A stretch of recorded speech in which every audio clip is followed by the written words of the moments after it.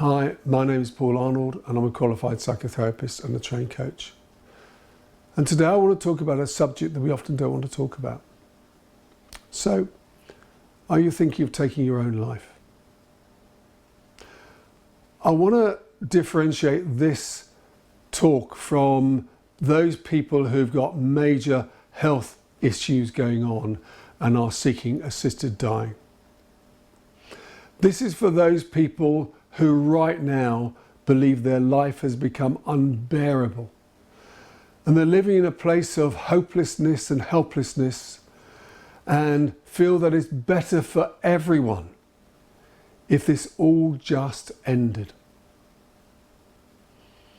And for them it's a perfectly rational conclusion. But actually, if you talk to clinicians, they have long observed that the decision is often made with only limited and shallow consideration of the current crisis, possible consequences, and alternate solutions. Now, ultimately, it's your choice, and I'm certainly not advocating it. But I'd just like to encourage you to explore some alternate perspectives. The first is, we often say that suicide is a long-term solution for a short-term problem. You know what?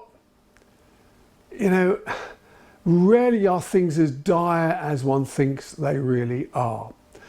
And you can probably think back in your own past life about situations that's happened to you when you thought, this is horrible, this is the worst thing that could ever happen to me. And 5-10 years later, you can look back on it with a greater perspective and think, yeah, it was painful, but actually it wasn't the end. And so maybe that's where you are right now. And I think there's something about the hopelessness and the helplessness often means you feel isolated and you don't feel you can talk to people. And the very act of talking to people, maybe they'll have a new perspective. Maybe they can share some different options with you to help resolve the crisis that you currently find yourself in. So my suggestion is delay. Delay for another month. Delay for another month after that. See if it gets better, a little bit more tolerable. I'm not going to suggest it's going to suddenly change overnight.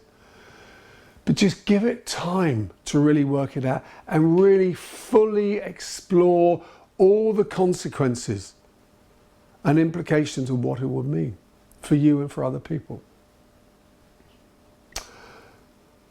When a large number of people who had attempted suicide and hadn't succeeded in that sense and had survived and lived on, almost 80% of them said they were glad that it hadn't been successful. In other words, they were glad to still be alive. And I think we've really got to look at that to say, could that be you as well? So I think that, what we've got to really do at this point is really explore what is to be gained from it. Now, the third point I want to talk about is when you free yourself from the pain doesn't go away. You just give it to your loved ones. Because the loved ones are going to be in grief for the rest of their lives over the loss of you.